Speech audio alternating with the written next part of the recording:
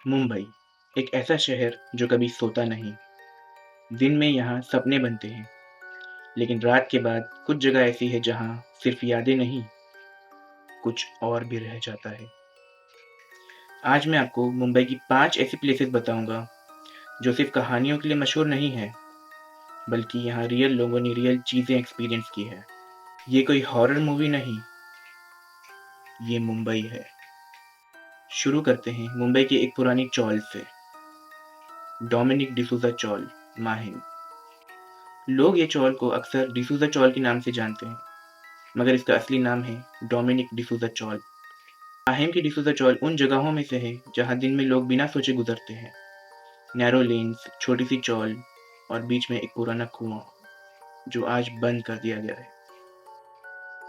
Local records और residents के मुताबिक यहाँ पर एक औरत रहा करती थी जो रोज उस कुएं पर कपड़े धोने आया करती थी। उस औरत को वॉकिंग में कुछ इशू था उसके पैर में, और ये कुआं कोई आम कुएं जैसा नहीं था। इसकी कोई प्रोटेक्टिव वॉल नहीं थी, ये ज़मीन पे डायरेक्टली बना हुआ कुआं था। एक दिन जब वो कपड़े धोने आई तो उसका पैर स्लिप हो गया और वो कुएं में गिर गई। कुएं में गिरने की वजह से उसकी मौत हो गई। कुछ दिन तक वो उसी कुएं में रही। फिर उसके बाद लोगों को पता चला कि उसकी लाश कुएं के अंदर है। इस घटना को लोग एक ट्रेजेडी समझकर भूल गए, मगर अगले ही दिन कुछ अजीब होना शुरू हुआ। हमारे एक फैमिली फ्रेंड है जो डोमिनिक डिसूजा चौल में रहा करते थे।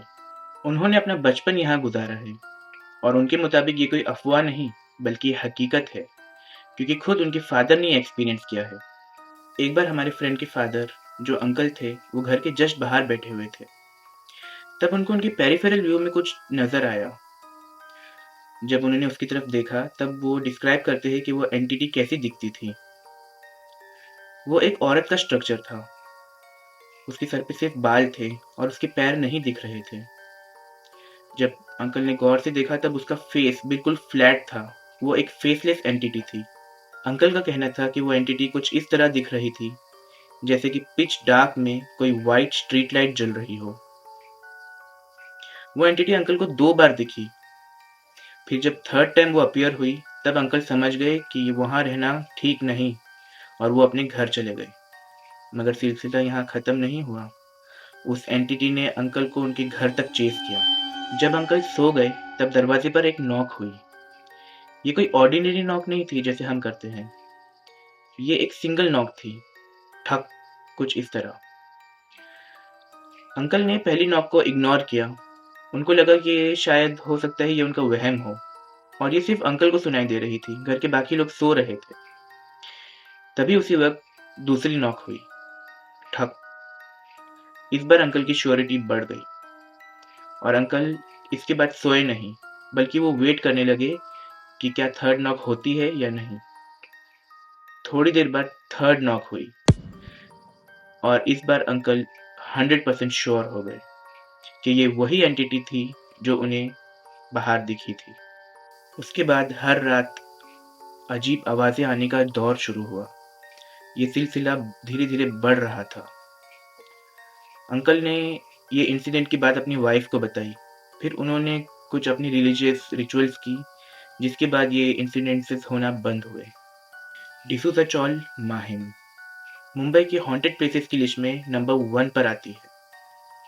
लोकल्स के मुताबिक वो आज भी वहाँ भटकती है, पूरी चौल में घूमती है, और उस कुएं के पास आकर गायब हो जाती है।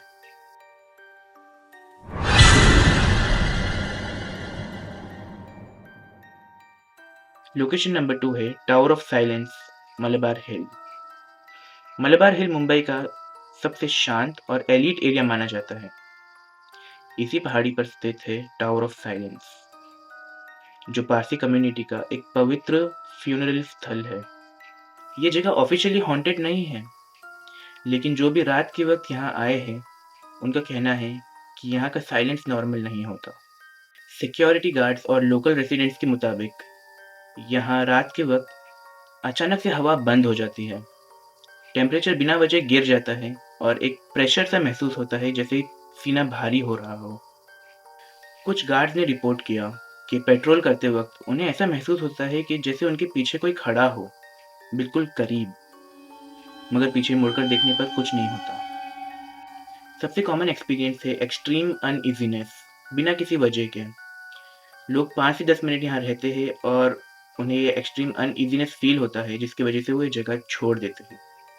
यहाँ आस-पास रहने वाले लोगों के मुताबिक लोगों को हवा में बात करने की आवाज़ें आती हैं, और कुछ लोगों ने तो ये भी क्लेम किया है कि रात के वक़्त उन्हें टावर के एज पर कुछ लोग खड़े हुए नज़र आए, जबकि गेट्स तो बंद हुए घंटों गुज़र चुके थे। एक केयरटेकर ने बताया कि उसे रात के वक़्त टावर के अंदर से कुछ चैंटिंग की आवाज़ें आ रही थी, जैसे कि कोई कुछ पढ़ रहा हो।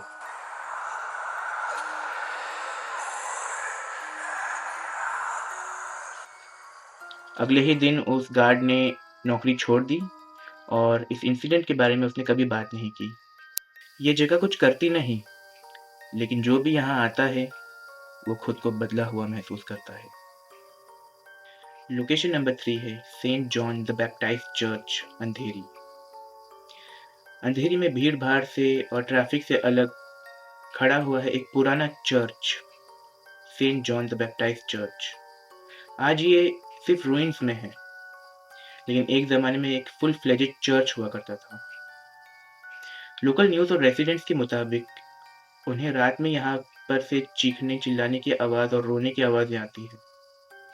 कहा जाता है कि इस चर्च में ऑल्टर के पास एक दुल्हन को उसकी शादी के दिन अबैंडन कर दिया गया, यानी छोड़ दिया गया था, जिसकी वजह से उसने पास ही के तालाब में कूदकर जान दे दी। उस दिन के बाद से यहाँ चीखने, चिल्लाने की, रोने की और हँसने की आवाज़ें आने लगी। लोगों के ऊपर अटैक्स होने लगे। यहाँ की केयरटेकर और गार्ड्स आज भी कहते हैं कि उन्हें कोई सफ़ेद लिबास में यहाँ भटकती नज़र आती है। चर्च के रिकॉर्ड्स के मुताबिक यहाँ 1977 में एक एक्सॉर्सिज्म भी हुआ था। वॉचमैन कहते हैं कि रात के वक़्त कभी किसी का नाम लिया जाता है, कभी हेवी फुटस्टेप्स सुनाई देते हैं और कभी-कभी गेट्स खुद ही बंद हो जाते हैं।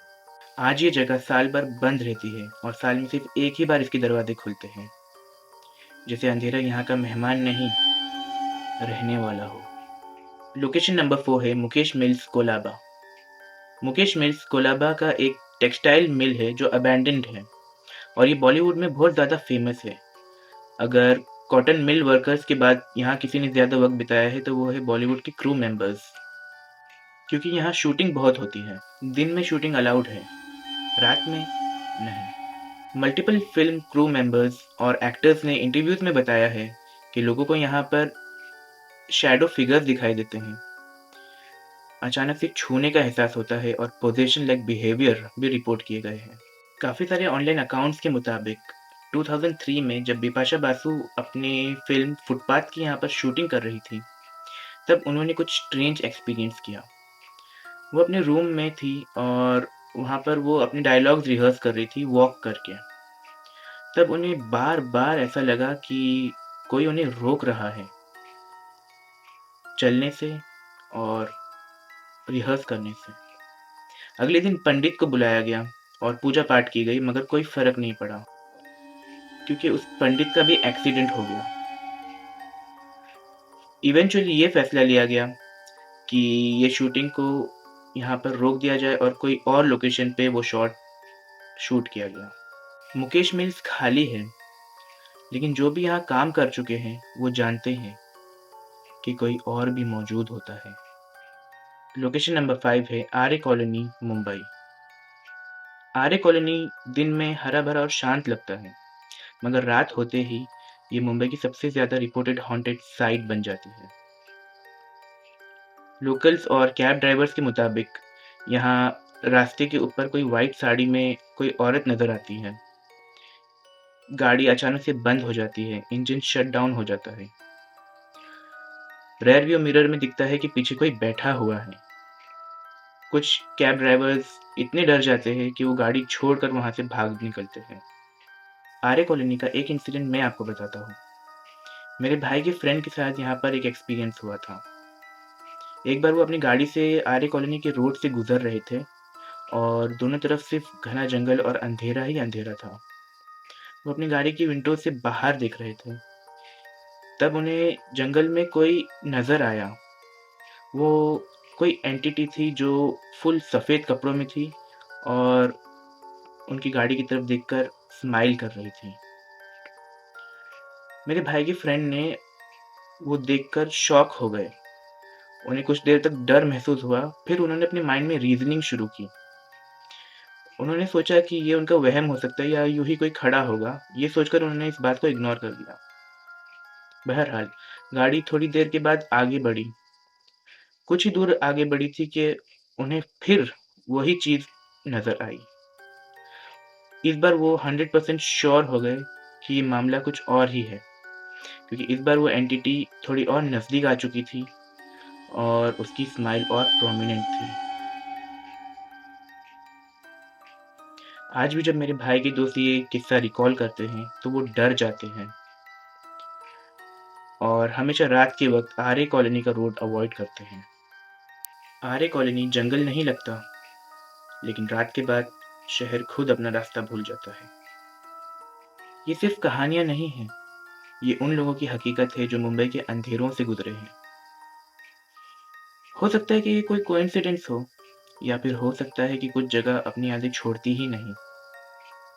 अगर आपने भी अपनी ज़िंदगी में कुछ ऐसा एक्सपीरियंस किया है, तो कमेंट्स में ज़रूर बताएँ, क्योंकि हर सच रोशनी में नहीं दिखता।